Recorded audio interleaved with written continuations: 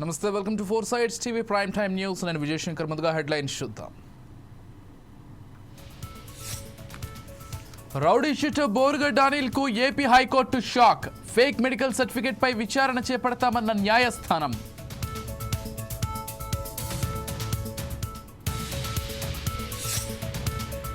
Group 1 నియామకాలపై Telangana high court తాత్కాలిక break. విచారణ పూర్తయ్యే వరకు నియామక పత్రాలు ఇవ్వొద్దన్న న్యాయస్థానం.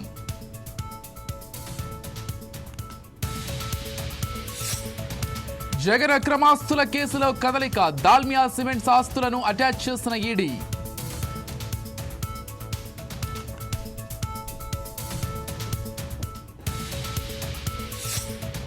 వరంగల్ జిల్లా నర్సంపేటలో సెక్స్ రాకెట్ గుట్టురట్టు. ఇంట్లో వ్యభిచారం నిర్వహిస్తున్న ముఠా అరెస్ట్.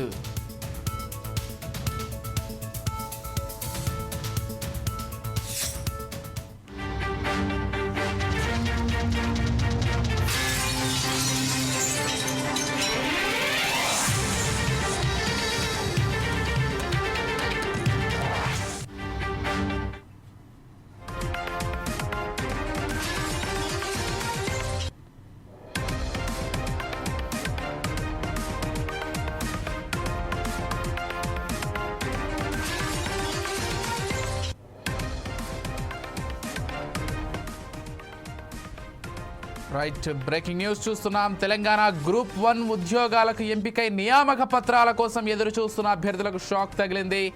గ్రూప్ 1 పోస్టుల భర్తీ విషయంలో రాష్ట్ర హైకోర్టు సంచలన ఉత్తర్వులు జారీ చేసింది. తెలంగాణ రాష్ట్ర పబ్లిక్ సర్వీస్ కమిషన్ నిర్వహించిన గ్రూప్ 1 ఉద్యోగాల భర్తీకి రాష్ట్ర హైకోర్టు బ్రేక్ వేసింది.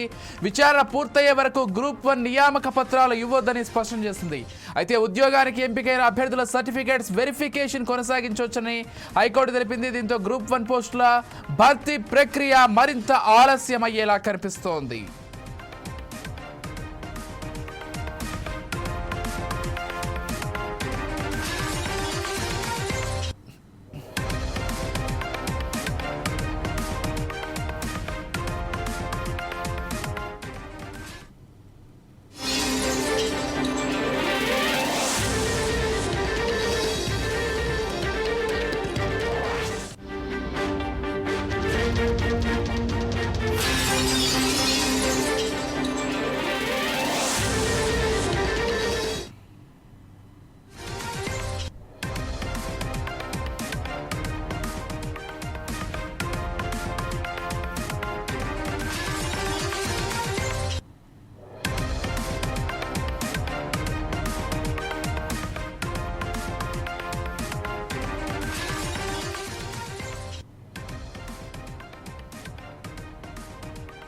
మరో బ్రేకింగ్ న్యూస్ చూస్తున్నాం. నకిలీ మెడికల్ సర్టిఫికేట్ సమర్పించి మధ్యంతర బెయిల్ పొందిన వైసీపీ కార్యకర్త రౌడీ షీటర్ బోరుగడ్డ అనిల్ కు ఏపీ హైకోర్టు గట్టి షాక్ ఇచ్చింది. అతడి తల్లి అనారోగ్యంతో ఉన్నట్లు ఇచ్చిన సర్టిఫికేట్ పై రాత సంతకం తనది కాదని లలిత సూపర్ స్పెషాలిటీ హాస్పిటల్ వైద్యులు డాక్టర్ పివి రాఘవ శర్మ ఇప్పటికే స్పష్టం చేశారు. అయితే పోలీసులకు వైద్యుడు ఇచ్చిన స్టేట్మెంట్ ను బోరుగడ్డ అనిల్ తీవ్రంగా వ్యతిరేకిస్తున్నారు. ఈ నేపథ్యంలో డాక్టర్ రాఘవ శర్మ వాంగ్మూలాన్ని ఓ జ్యుడిషియల్ ఫస్ట్ క్లాస్ మెజిస్ట్రేట్ తో రికార్డు చేయించి తమకు పంపాలని గుంటూరు జిల్లా ప్రధాన న్యాయమూర్తి ఏపీ హైకోర్టు ఆదేశించింది.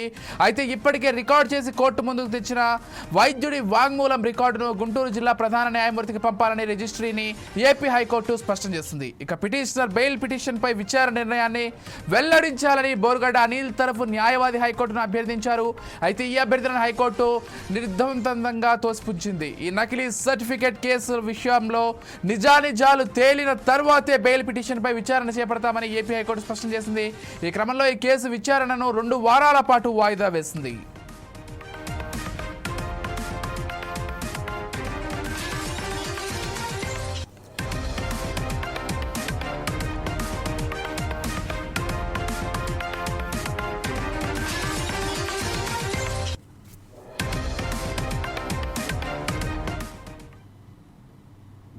రైట్, ఇక మరిన్ని డీటెయిల్స్ చూస్తే పల్నాడు జిల్లా పెదకూరపాడు నియోజకవర్గం క్రోసూరు మండలం దొడ్లేరులో గ్రామస్తులు ఆందోళనకు దిగారు. మంచినీరు లేక గ్రామస్తులు రోడ్డుపై ఆందోళన చేశారు.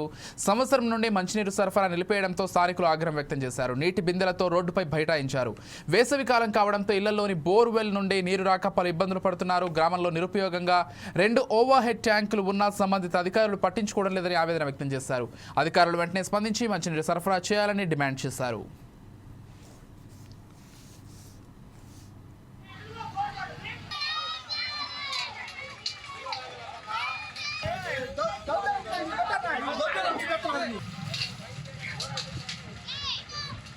జరిగింది.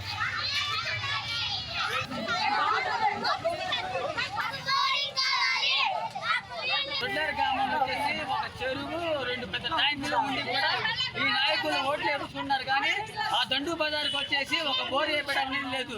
ఆ దండు బజార్ వాళ్ళు ఎంత సమస్యగా నీటి సమస్య కోసం రోడ్డు ఎక్కారు. కనీసం ఒకరికి బోర్ వేయడానికి లేదు. సరే వాళ్ళు డబ్బులు పెట్టి రోడ్డు మీద బోర్ వేయించుకుంటుంటే 30 అడుగులు బోర్ వేయించి కూడా మళ్ళీ పోలీసులు వచ్చి వాళ్ళు అడ్డుకున్నారు. ఆడ కనీసం ఇంతమంది పెద్ద నాయకులు ఉన్నారు, ఇంతమంది ఉన్నారు.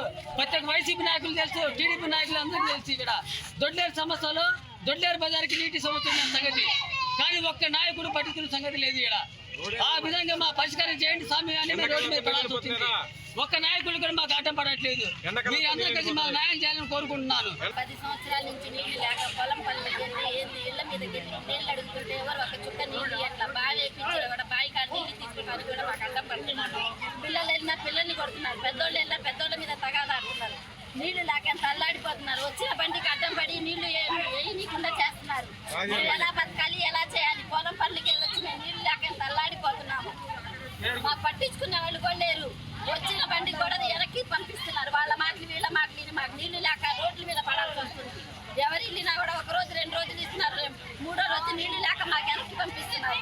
ఎవరికి చెప్పుకోవాలి?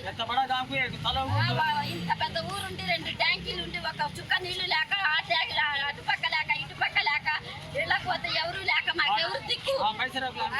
మా డబ్బులు పెట్టి మేము వేయించుకుంటున్నాం. వీళ్ళందరూ వచ్చి అడ్డం పడుతున్నారు. మాకెవరు చెప్పేవాళ్ళు లేక మేము రోడ్ల మీద కాంగ్రెస్ ప్రభుత్వం అమలు చేస్తున్న సంక్షేమ పథకాలు గ్రామీణ స్థాయిలోకి వెళ్లడం లేదని, సంక్షేమ పథకాలను గ్రామీణ స్థాయిలో తీసుకెళ్లాల్సిన అవసరం ఎంతైనా ఉందని ఆల్ ఇండియా ట్రైబల్ జేఏసీ రాష్ట్ర అధ్యక్షుడు సురేష్ నాయక్ అన్నారు.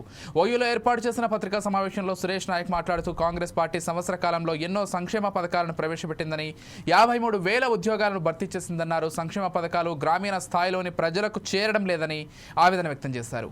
ఈ సంక్షేమ పథకాలపై ప్రజలకు అవగాహన కల్పించాల్సిన బాధ్యత కార్యకర్తలపై ఉందన్నారు. పథకాలు ప్రవేశపెట్టిన ప్రభుత్వానికే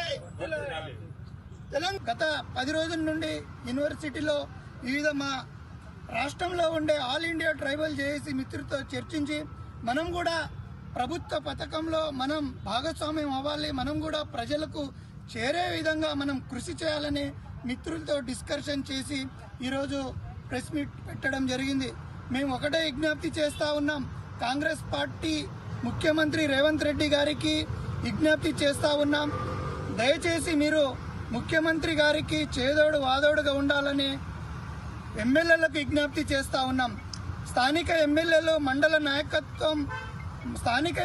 మండల నాయకత్వంలో ఉండే నాయకత్వానికి పరుగులు పెట్టిస్తే గ్రామ స్థాయిలో ఆ ప్రభుత్వ సంక్షేమ పథకాలు ప్రజల్లో వెళ్తుంది. కాబట్టి దయచేసి ఎమ్మెల్యేలు స్థానిక నాయకత్వానికి ఆదేశించి ప్రజల్లో సంక్షేమ పథకాలు ప్రవేశపెట్టే విధంగా కృషి చేయాలని విజ్ఞప్తి చేస్తూ రాబోయే రోజుల్లో కూడా ఆల్ ఇండియా ట్రైబల్ జేఏసీ నాయకత్వం కూడా ప్రతి నియోజకవర్గంలో మా సహాయ సహకారాలు గవర్నమెంట్కి అందిస్తామని, ప్రభుత్వానికి అండగా ఉంటామని విజ్ఞప్తి చేస్తూ ఉన్నాం.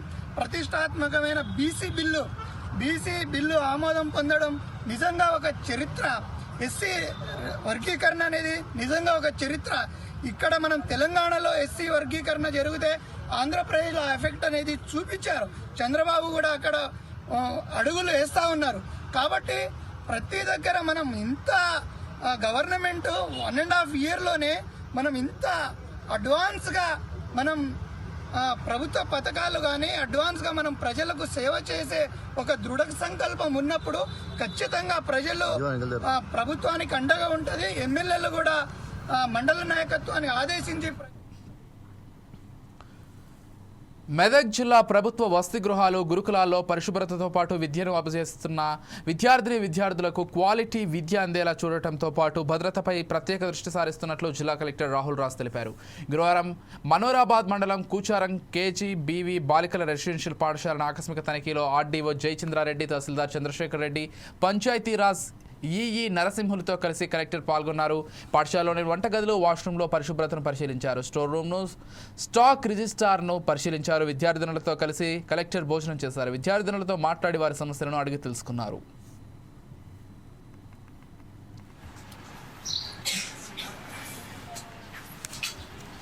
చాలా మంచి హెల్తీ అండ్ న్యూట్రిషనల్ ఫుడ్ పిల్లలకు పెట్టడం జరుగుతూ ఉంది. సో ప్రోటీన్స్ అవన్నీ కూడా ఉండే విధంగా బ్యాలెన్స్డ్ న్యూట్రిషనల్ ఫుడ్ అనేది ప్రతి పిల్లలకు కూడా మన దగ్గర మంచి సన్న బియ్యంతో ప్రతి దగ్గర కూడా పెట్టడం జరుగుతూ ఉంది. మరి ఇక్కడ చూసినట్లయితే కిచెన్ షెడ్ కానివ్వండి, వేరే అన్ని వసతులు కూడా చాలా బాగా ఉన్నాయి మన ఈ కేజీబీవీలో. సో ఇక్కడ కూడా కొన్ని ఇన్ఫ్రాస్ట్రక్చర్కి సంబంధించి కూడా కొన్ని రిపేర్ వర్క్స్ అవి కూడా వాళ్ళు అడగడం జరిగింది.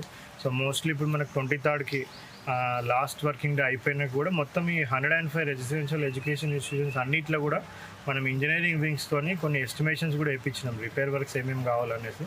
అవన్నీ కూడా కన్సర్న్ హెచ్ఓడీస్కి కూడా పంపించడం జరిగింది.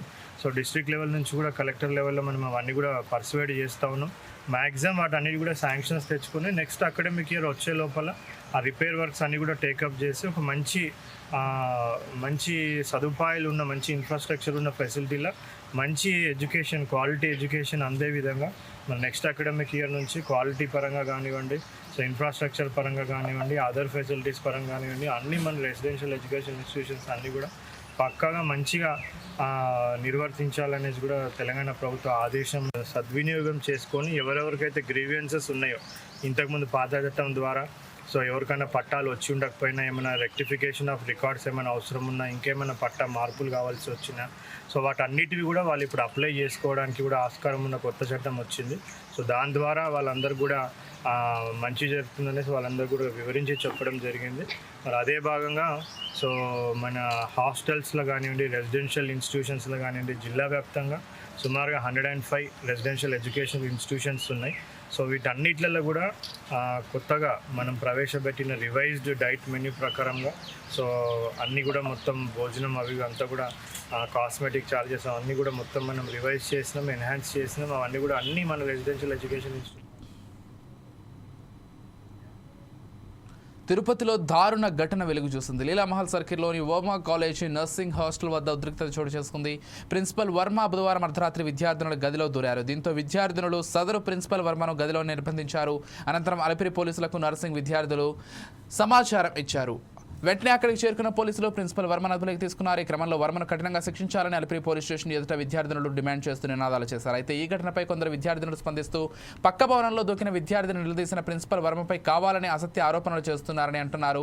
కేవలం రాత్రి సమయంలో వేరే చోటకు వెళ్తున్న వారిని నిలువరించేందుకు ప్రిన్సిపల్ అక్కడికి వచ్చినట్లు చెబుతున్నారు. దీంతో అలిపిరి పోలీసులు నిజానిజాలపై విచారణ జరుపుతున్నట్లు తెలిపారు.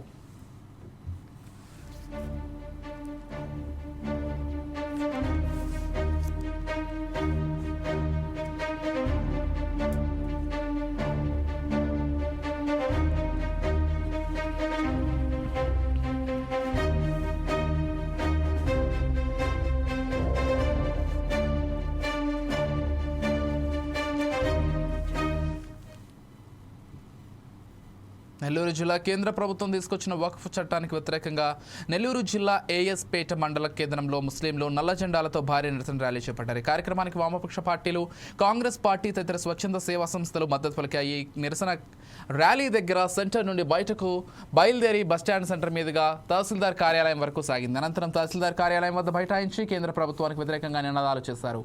అనంతరం ఏఎస్పేట తహసీల్దార్కు వినతి పత్రం అందజేశారు.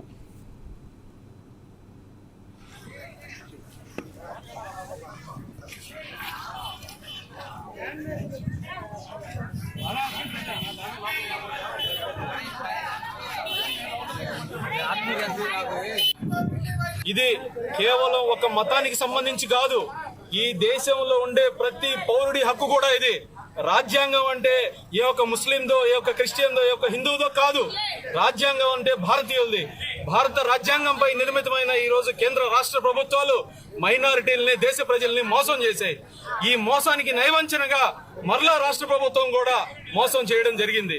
దీనిని ఖచ్చితంగా సమాజంలో ఉన్న ప్రతి పౌరుడు కూడా వ్యతిరేకించాల్సిన అవసరం ఉంది. ఇందులో 25 సంవత్సరాలు కానీ కనీసం ముస్లింలు కాకపోతే మన దర్గాకి ఏదన్నా ఇవ్వాలన్నా గానీ, మసీద్కి ఏదన్నా ఇవ్వాలన్నా గానీ ఇచ్చేదానికి హక్కు లేదంట. ఎవడ బసొత్తు ఇస్తున్నారు అనేది మేము ప్రశ్నిస్తున్నాం. నా డబ్బు, నా ఆస్తి, నా హక్కుని నేను ఈరోజు తీసుకొచ్చి ఒక దర్గాకో మసీదుకో ఇవ్వాలంటే మీరు చట్టం చేయాలా? దాన్ని మీరు చేసిన చట్టం కూడా రాజ్యాంగానికి లోబడే ఉందా? రాజ్యాంగ హక్కుల్ని తొంగలో దొక్కి ఈరోజు మీరు హక్కుల్ని కాలరాస్తూ చట్టం చేశారు. ఈ చట్టాలని ఖచ్చితంగా ప్రతి భారతీయుడు కూడా వ్యతిరేకించాల్సిన అవసరం ఉంది. ఈ రోజు ముస్లింలకి వక్ఫ్ బోర్డు చట్టం అన్నారు, రేపు క్రిస్టియన్స్ కి చట్టం చేయకుండా ఉండరు, హిందువుల గురించి కూడా చట్టాలు చేయకుండా ఉండరు.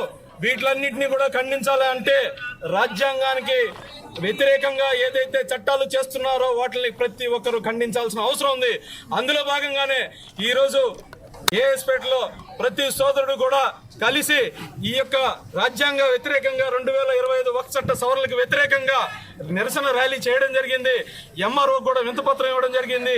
ఇది ఇక్కడితోనే ఆగదు, రాబోయే రోజుల్లో ఖచ్చితంగా ఎంత దూరమైనా వెళ్ళి ఏదైతే గతంలో రైతులు 365 రోజుల పాటు వాళ్ళు రాజ్యాంగానికి స్ఫూర్తిగా, లౌకిక రాజ్యాంగానికి స్ఫూర్తిగా వాళ్ళు వెళ్ళి వాళ్ళ హక్కుల్ని సాధించుకొని చట్ట సవరణలు ఏదైతే వాళ్ళు వెనక్కి తీయించుకున్నారో అదే స్ఫూర్తితో మేము ఇవి prime time updates. This is Vijay signing off.